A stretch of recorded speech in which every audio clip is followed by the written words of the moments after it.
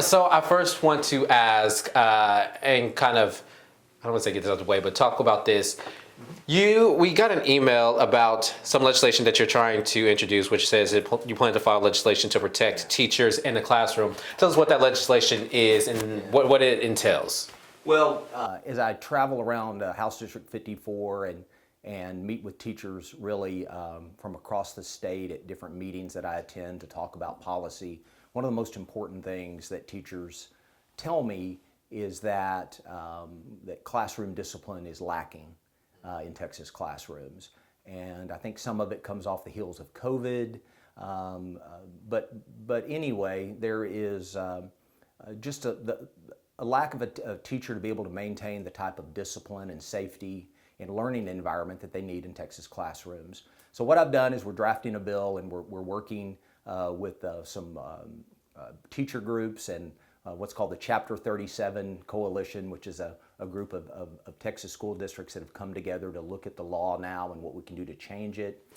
And also working with Texas Classroom Teachers Association to make sure that we have a reform bill that makes sure we can create a safe learning environment for students and teachers. Too often students that are very disruptive, that have severe behavior problems, cannot be removed from the classroom. And so what I want to ensure is that those students can be removed and placed in an environment where they still have learning opportunities, but then they also have the additional resources and supports they need to learn how to model better behavior. Because in the meantime, we have to have an environment in our Texas classrooms where kids can learn. And if disruptions are occurring, if teachers don't feel safe, if students don't feel safe, it really is a tremendous issue in terms of us having the types of academic outcomes that our students deserve and the environments that our teachers deserve.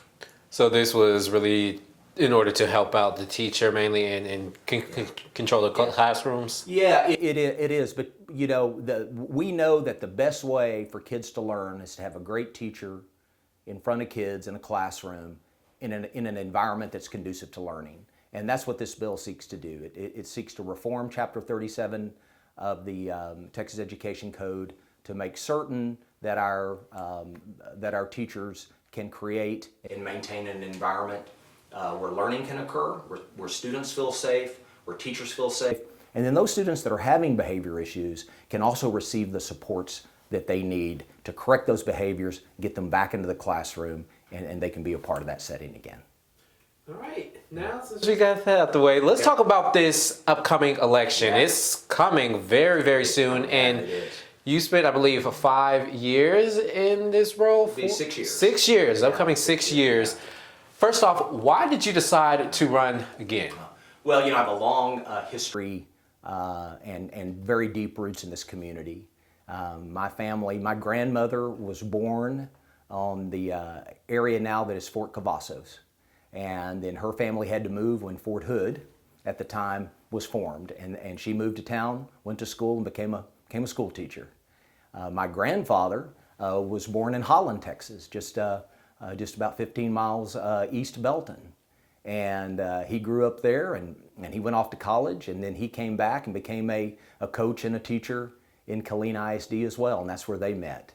And my mother was here as an Army brat and met my dad in the 7th grade.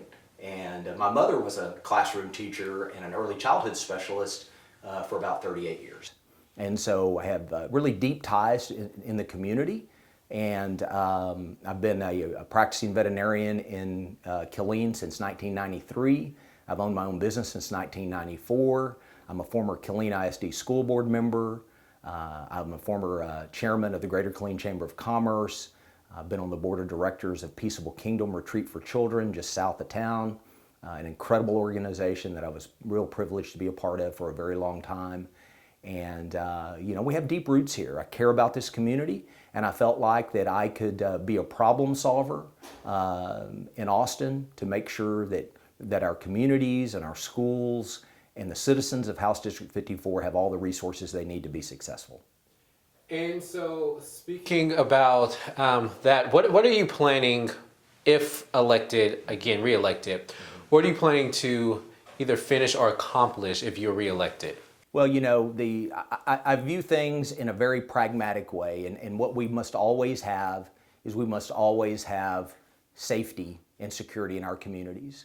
So I'm going to continue to work to make sure that the Texas border is as safe as it can be, that we have the investments that we need on the border to stop the criminal cartel activity, to stop the flow of deadly fentanyl that's flooding our communities and killing kids, and the criminal gangs that are coming across that are invading our communities, that are making us less safe. Because if we don't have basic safety in Texas, we really can't do much else. And then after that, we have to look at prosperity. And that is, what can we do to improve the economic outcomes and economic future for our citizens? And we do that by having a regulatory environment that embraces small business, that allows folks to take risks, and we have to have a tax environment that is low as possible. Because in an environment like we have now, where inflation is historically high, in my own business where we're at right now, it's about 22% more to operate than it was 4 years ago. That is a huge drag on the economy. Families are suffering. Groceries cost too much. Gasoline costs too much. Our insurance premiums cost too much. Our day-to-day living is so much more expensive, and it's eating our wages up, and that really creates a drag on prosperity. The third key is to make sure that we have a wonderful educated workforce for the future that can take advantage of the 8th largest economy in the world, and that's Texas. And so we have to have outstanding education. And what we need to understand is that following COVID and in a very complex environment now where there's technology and where there's just a whole different work environment, where people work from home, where there's artificial intelligence, where it's new industry that is moving to Texas. We have to have a workforce that can respond to that and take advantage of the great opportunity that they'll have. But to do that, we have to have every tool in the toolbox. And what I mean by that is parents need to have access to great public schools where the schools are well funded, where our teachers are well paid, and where schools are safe. And that's always a priority for me. We will continue to move that issue forward. But also parents need additional supports when they have unique challenges with their kids. Parents are the number one decision makers in the education for their kids. And we must have an environment where a parent can take a unique learning challenge a kid is facing and access resources through school choice to put their child in the best environment to succeed. And I want to kind of break those down. Okay. So you talked about securing the border. Mm-hmm. We know that legislation that you sponsored was included SB 3 as well as SB 4, which we know SB 4 was controversial. You had people on both ends talking about that. You had one end saying that it will help secure our border and stop people from coming in. However, you had people on another side saying that it's racial profiling.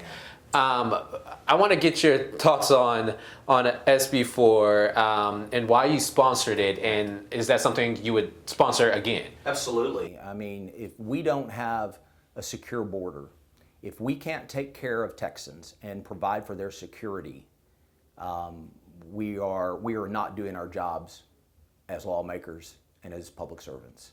That is job one. If our communities aren't safe, it's difficult for us to move past that into the other things that people need for their quality of life, for the protection of their family, for the success of their local business, and for the future of Texas. And so, because of the failure of the current federal administration, Texas has had to stand in the gap. We spent $6.6 billion, with a B, $6.6 billion defending the border and providing the resources necessary to keep Texans safe. And what you've noticed, it's not only keeping Texas safe, we're a big part of keeping America safe, because those that cross the border that have criminal intent, that are up to criminal activity, sometimes move from Texas and move through Texas if they're not apprehended, and that type of crime moves to other parts of the country. And you can see it on your news every day, where innocent folks have been injured or killed by folks that should not be in this country. And so I am proud to have worked on legislation that helps to secure our border, that gives our communities more resources, that gives our law enforcement more resources to apprehend and detain those that mean harm or have harmful intent for Texas and this country. And now I want to talk about, if we could, but crime here locally. Killeen specifically. We're in Killeen right now. Yeah. You're from Killeen. Yeah. This year, Yeah. there was more than 15 murders that happened. How are Yeah. you planning to create legislation to fight crime here locally as well? Well, the first thing you can do is you must require cities fund their police. I'm proud to have sponsored and passed legislation in previous sessions that basically tells cities you cannot defund law enforcement. Again, we have a state requirement to keep us safe, and then every local community, from the county to the cities, have a requirement to do job one, which is to maintain public safety. And to do that, you must have a well-funded police force and law enforcement and first responders across your community, because all of that really is sort of the building blocks of public safety. And so, you've seen cities in Texas that have tried to defund their police, that have really sort of set a tone of allowing certain crimes to go unpunished. And when you let that go, you see a snowball effect where then you let the little things go, then the big things go. And the next thing you know, you have an environment where folks aren't safe. And so, we must do that. I call it the blocking and tackling of government. It's the basic things you must do. And in a local community, and in the city of Killeen and the other cities around Bell County and House District 54, we must make sure that our communities have the resources and that we support them in providing outstanding police service and law enforcement to keep our communities safe. And now I want to touch on some other things in that first answer you gave. My bad, as I'm adjusting the camera behind the scenes 6+ that you're seeing here. But you talked about fighting inflation. Yeah. How are you planning to do that on a local level? It seems like it's a national, international thing. Well, it is. But if you create an environment in local communities where people can be prosperous, then you can overcome some of that inflation. Now, at the national level, it's important that we understand that when the United States of America prints money and we devalue the dollar, everything costs more. When we invest in things, Green New Deal policies that cost too much, that don't invest in the things that we know works, the fossil fuel economy and the fossil fuel industry that has served us so well for so long, then you get runaway costs. But the state of Texas, we can have tax policy and regulatory policy that allows citizens and businesses, employers to be successful, and that will create better jobs where we can deal with it. Then our national leaders have to understand that we cannot go on like this. We cannot keep this pathway, this trajectory of inflation on the path that it's on, and we need solid monetary policy in Washington, D.C., but I'll do everything I can as your state representative to make certain we have an economic environment where we have new jobs and better paying jobs, and also create environments in our communities that businesses want to locate. If we have businesses that want to invest in our communities, that increases the tax base. That takes some of the tax burden off of local homeowners and property owners so that they have more money in their pockets to battle an inflationary environment, but then also to invest in their own families or their own business or invest in their future, send their kids to college. All these things are connected. We tend to try to think that each operates in a silo, but public safety, a prosperous economy with prosperous citizens, and a well-educated workforce really are the three pillars of the blocking and tackling of government that can create the type of lives we want to live in House District 54 and in Texas. Another follow-up on that real quick, but what legislation are you planning to file to fight inflation, or what legislation have you filed to fight inflation? The best we can do in Texas, the main thing we can do is lower property taxes. I'm proud to have co-authored and passed the largest property tax increase in the history of the country this last session, where we invested nearly $19 billion of state funding into the school finance formula to drive down the maintenance and operation rates so that our citizens are protected against skyrocketing property taxes that really rob them of their income and create financial struggles for them. So property taxes is job one. The second thing is what we can do to make sure that the business environment in Texas is strong. As we get more investment, when business sees Texas as the best place to do business, it's good for all of us because it broadens the tax base, it brings great jobs. When you link that to better education and higher education where you're training and reskilling and retraining people, then you see incomes rise and you see families prosper. So they're all linked together. So property tax relief and property tax reform is high on my list of what we will do to make sure we have a prosperous Texas and a prosperous House District 54. And then, I don't know why this camera's so rough. But you kind of mentioned this already, but school vouchers. We know that you graduated from Ellison, I believe. In high school, 1985. Go Eagles. This is something that you said you will be voting for. Or if reelected, you will be pushing for school vouchers? Education savings accounts, that's totally different than a voucher. Okay. That's one thing. Let's use the right definitions. What I believe is parents need every tool in the toolbox. Kids are unique. I have 3 kids, all Killeen ISD graduates. My son-in-law is a Killeen ISD graduate. I'm from a family of educators. But as a parent, 3 kids that were very unique.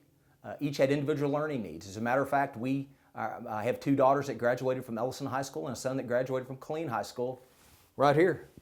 Killeen High Go Roos. My granddad was the head football coach in Killeen for a long time.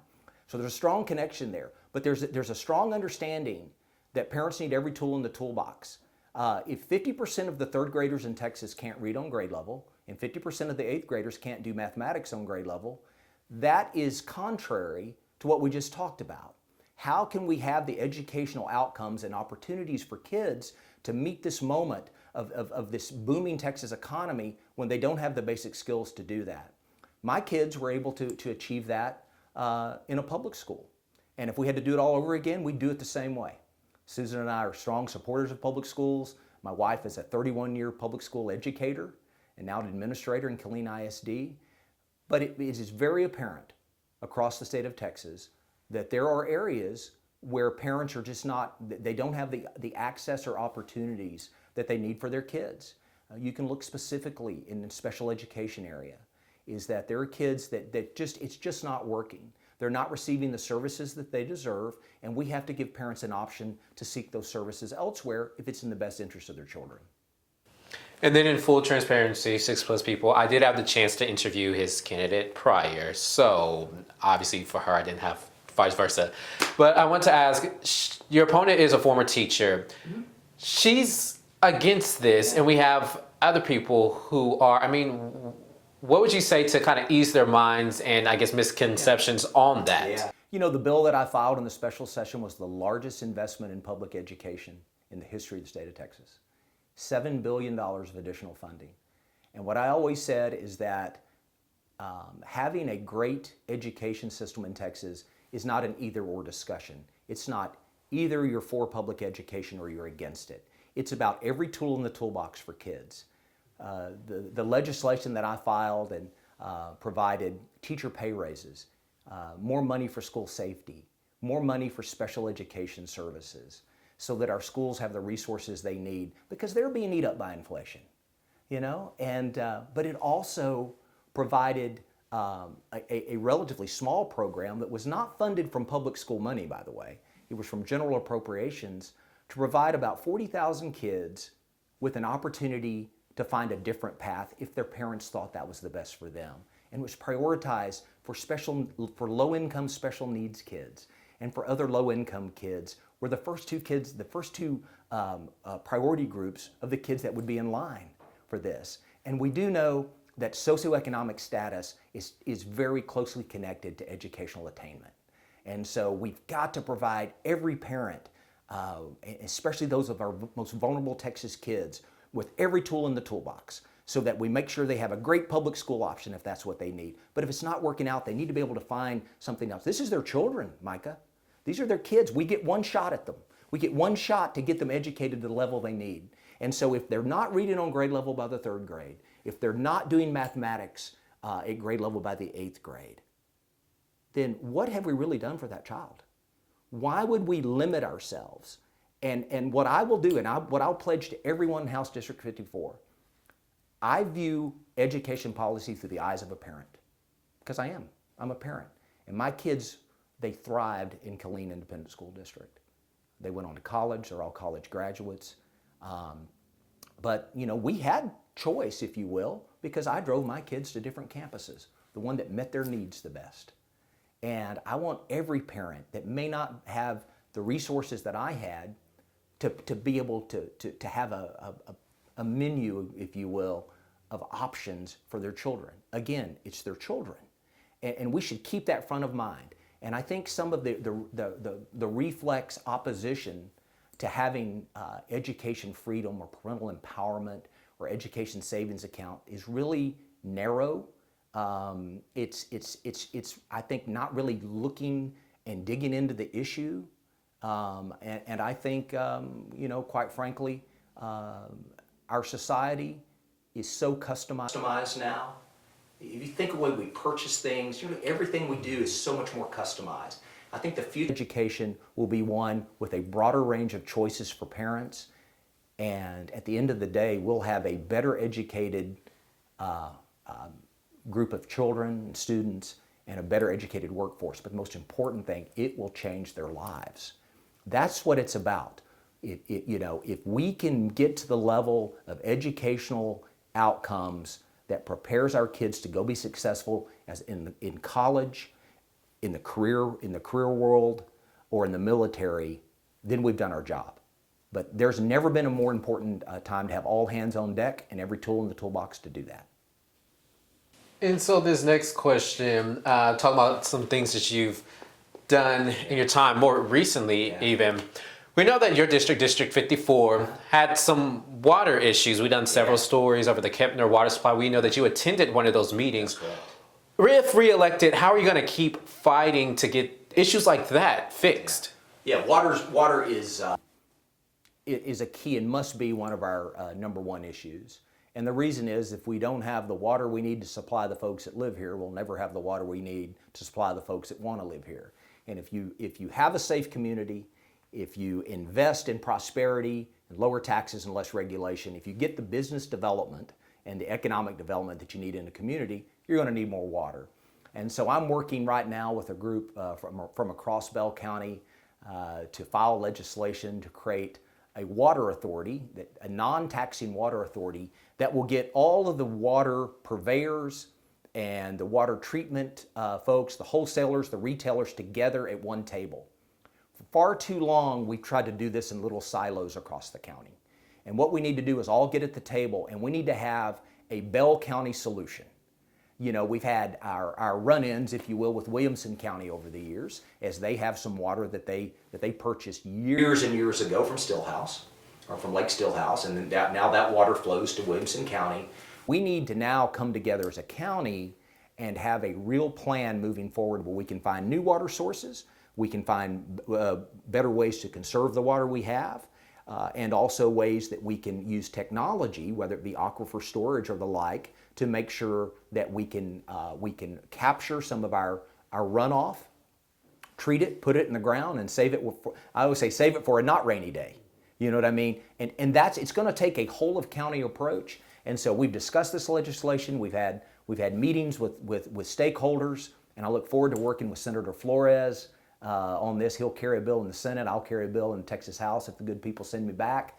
And we will have, for the first time ever, a whole of Bell County approach to water where everyone will be at the table. We can all share our needs, and we can all kind of look at the resources that will be required. Now remember, in November a year ago, we passed the Texas Water Fund. So there's state dollars available that we can access for loans or grants to help us acquire this precious resource. And I think speaking with one voice, which doesn't mean we'll always, it doesn't mean that the entities will lose their individuality, but it will mean you'll have the power of the group, if you will, to make sure that we can access the resources that we need. And off the top of your head, I can research it later, but is that something that you did sponsor? It's a bill that is planned that we'll be drafting and be filing for the 89th legislative session that starts in January. All right, and now I want to ask, I tell people my job is to be in the know of what's happening. I've obviously followed you and your opponent on Facebook. I've seen that you held meet and greets. I believe the most recent one was in Troy. Yeah. Okay, look at me. Just this week, you're good, Micah. Yeah, I'm on top of it. What are the constituents telling you that they would like to see, they want, and that they need that will help them have a better life? Well, my entire legislative agenda and body of work for the last 6 years is about being a problem solver for this district. And citizens tell me that they want to be safe. They want their families and their children safe. They want their community safe. They tell me that they want economic prosperity. They want lower taxes. They want less regulation. And they want the opportunity to live the American dream. They want to be successful, whether it be the company they work for or the company that they own. And the last thing they want is they want every option so that their kids can have the best education possible. And we've had great discussions, and there are individual issues, like we worked on the disabled veterans exemption to increase reimbursement for Bell County and the city of Killeen. I worked a lot on veterans issues as well. We talk about that. I passed the first ever service dog program that pairs a veteran suffering from PTS or traumatic brain injury or military sexual trauma with a highly trained service dog so that they can decrease their reliance on psychotropic medications. It's a program, a pilot program, where we're actually connecting not only a veteran to a high quality service dog, but we're also connecting them with a mental health provider. And then data is collected to make sure that their usage of these medications go down and that these veterans are healthier.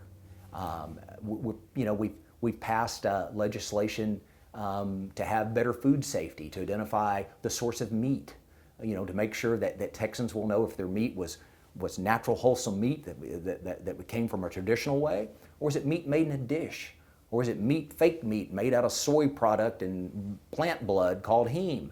All those things that really hadn't been contemplated. We passed legislation for that because people really care, and there's more interest in making sure that we're eating healthy and that our diets are healthy. And so we've tried to respond to that. We've also passed legislation to make sure that our schools have access to the best curriculum. And that is what we call high quality instructional materials. And these materials are those that allow our teachers to teach, but they're so comprehensive that teachers don't have to use weekends and nights trying to piece together lessons. And the pilot program on this material is showing huge increases in third grade reading, one of the key areas where we've got to do better. We also have to think to the future, and folks are talking about early childhood education. How do we do better to have better child care, high quality child care, where we take kids at the time of their life where their brains are just receptive and they can learn so much, to make sure that we give all our children, our most vulnerable kids, access to high quality child care, that we have great pre-K programs and kindergarten programs and all those things. That's what folks are talking about.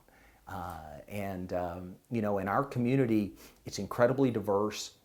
I'm born and raised in Killeen. I'm a veterinarian. I'm a rancher. If you think about my history here, it sort of reflects the entirety of House District 54. It's Fort Cavazos, a military. My grandfather, my mother's father, was was stationed at Fort Hood. That's how my mom and dad met. My wife was here. Her stepdad was a helicopter pilot. We met in senior English at Ellison High School. We met here. My dad worked at Fort Cavazos for 38 years as a civil service employee. He was at Fort Hood at the time that he was there. But he ranched on the side, and our family ranch is just south of Killeen. So from education to my business interests, to my community service on the school board and Chamber of Commerce, Peaceable Kingdom, Rotary Club, those things, I really think that I have the background, and I think the track record of real service to this community, and that really reflects everyone that lives here. And we have an open door policy. The table right outside this office is filled with constituents every day from the city of Killeen that have come in. You know, moms that are concerned about their kids, moms and dads that are having real problems with their special needs kids receiving the services they deserve. They're in my office all the time, so we stay very connected to the community, and that's what I pledged to do in 2019 when I swore the oath to be there, and that's what I will continue to do as long as the good people will have me. All right, I got probably 2 more minutes with you, so I want to ask, is there anything else you would like to say we should know, or any final pitch to voters? Yeah. You know, I think if you, first of all, I want to thank the voters of House District 54 for sending me to the Texas House the last 3 sessions. And I want to ask them for their support and their vote starting October 21st for early voting and November 5th for Election Day. And I hope I've earned your trust. I've been very open, and we have an open door policy to meet the needs that our constituents have. I think I've been successful to make sure, you know, by increasing the disabled veterans exemption reimbursement by 300% in appropriations. We have more work to do on that. We'll continue to fight for that, but that has been good for the city of Killeen. To make sure that we support our police and first responders, that are absolutely essential that we have safe communities. To passing a historic cost of living increase for our retired teachers that passed last session, $3.4 billion investment in that. To make sure we continue to have the best public schools, that we support our schools. We provide them with the resources they need for our kids to be safe, for our teachers to be well paid, and most importantly for our kids to learn. We'll make sure our classrooms, that we have the type of discipline that create an environment where kids can learn, kids feel safe, teachers feel safe, and those kids that are having trouble with behavior have the resources that they need. And we'll always work on critical infrastructure to make sure that transportation needs are met, that our water needs are met. You know, that's what I intend to work on and will always do. You know, House District 54 from Fort Cavazos to Ratibor to Bartlett to Troy to Wienaville, one of the things you meet everywhere you go are veterans. And so from vice chairing the Defense and Veterans Affairs Committee to passing legislation to improve the lives of veterans, to make sure Texas Veterans Commission has plenty of money for our grants to help homelessness in veterans, to help with job training with veterans, to supporting Texas A&M Central Texas, where I was able to secure funding for the building that's under construction now. The core building, the physical plant, the building that is required so we can expand that university, so we can have a research park, so we can begin to partner with other businesses. Again, it goes back to what I said to start with. A safe community that's prosperous, has a prosperous environment, that has educational opportunities, whether it be from early childhood to 12th grade or higher level education from CTC to Texas A&M Central Texas. Been very, very proud to work on all those issues. We are a strong community. We are a community that is just full of those that have served this country, and it's just an honor to be their representative, and I would really love to continue to do so. All right, thank you so much. And that concludes 6 Plus. I'm gonna stop recording.